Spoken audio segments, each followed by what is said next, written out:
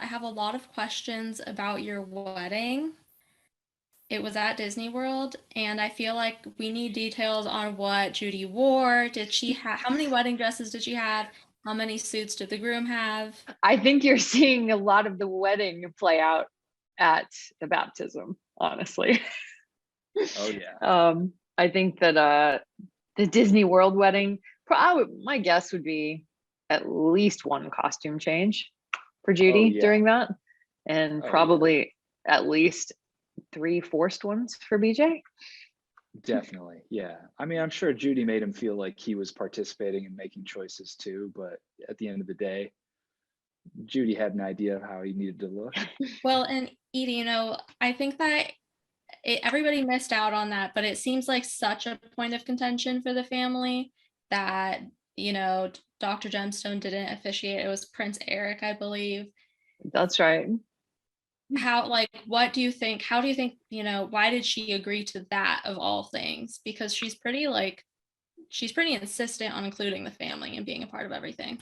Yeah, for sure. I mean, I think sometimes things like that, sort of whims get followed in anger or in frustration. So I think probably her dad and or her brothers had pissed her off or hurt her feelings, and they were probably somewhere near Disney World or not. I mean, they've got jets. And I think it probably was a split-second decision off of some kind of perceived fight that she had with her family.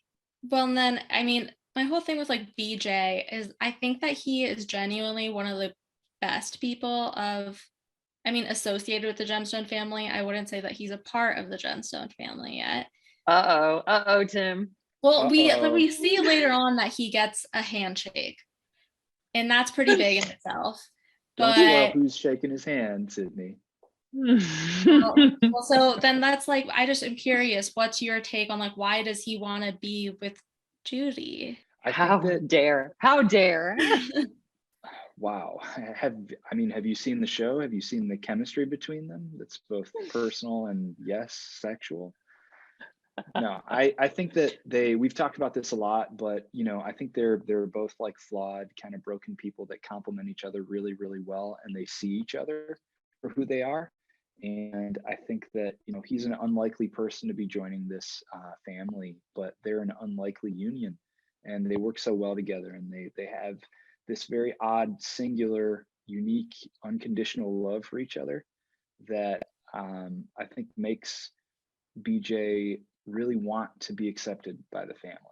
So, because you're right, he's a character that wouldn't necessarily look at that family and be like, that's where I want to be. That's where I want to end up. I want to join a family like that.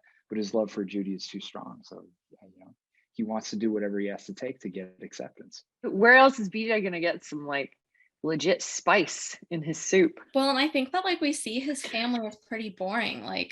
Not to be mean to him, but his family isn't I wouldn't exactly choose to go to their place for Thanksgiving. So yeah. I mean, how do you think it's always curious, I'm always curious what the origins of their relationship were. We could talk about all kinds of things in the writer's room. God, I don't know. I don't want to spoil something that we may end up teasing out later. But yeah, we have definite ideas of how they met and how this all came together.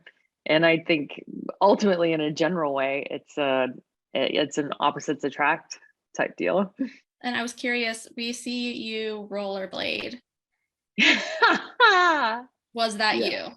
A surprising amount of it was me, but not any of the tricks. But a lot of the stable stuff, I'm like, oh wow, cool, that's actually me. I can tell that was me. But the stunt guy carried me in that, and shockingly looked a lot like me. So it was kind of emasculating to see someone who had my body type and look like me, do all these insane stunts, and was my age. And I'm taking glucosamine for my knees and my joints, and this guy's crushing heel toes. Oh, okay. That kind of rollerblade is no joke either. Because they're all-terrain rollerblades, so the wheels are that big. well, I mean, we then like see this. I mean, he's just such a curious like character, and we see the baptism.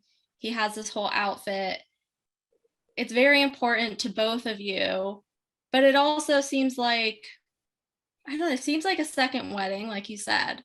What, for you, what was the significance of that whole episode? I mean, so much happened, but what was the biggest deal about it? I think it's a very symbolic episode and event for him, because I think to him, it probably feels like once this happens, he'll be fully accepted. And so that's the kind of tragedy in that episode, that Danny and the writers and the producers of the show are so great at putting characters in a position where they really want something, and they have expectations, and those things aren't met, and it's crushing. So we get to see like the emotion and the tragedy, but we're also getting the comedy through all of it. So I think BJ feels like he's arrived. Obviously, you see the way that he dresses for that thing. I mean, he thinks he's the prince of the day. I honestly thought that Edie, I thought that you were gonna kiss his sister. There was like a very sexual thing happening in the bathroom, and I Yeah. need to know if like, was it intentional? Yeah, it was intentional.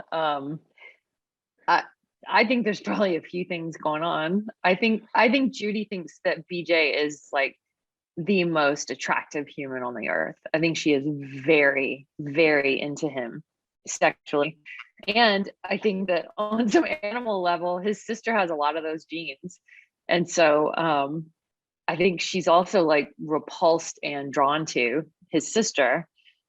And then I think there's also a certain amount of like dominance in the mix. Like there's a certain amount of like when a dog humps another dog in a dog park, like, I'm going to do this to make you uncomfortable. Well, and it seems like she's embodied a lot of like her own brother's like weird tendencies. Would you say that's Oh yeah. Okay. Yes, for sure. Yeah, because she's seen from Jesse, like, this is how you deal with people. Well, I can't wait to see what else happens. I'm waiting for their romance love story, so please let us know.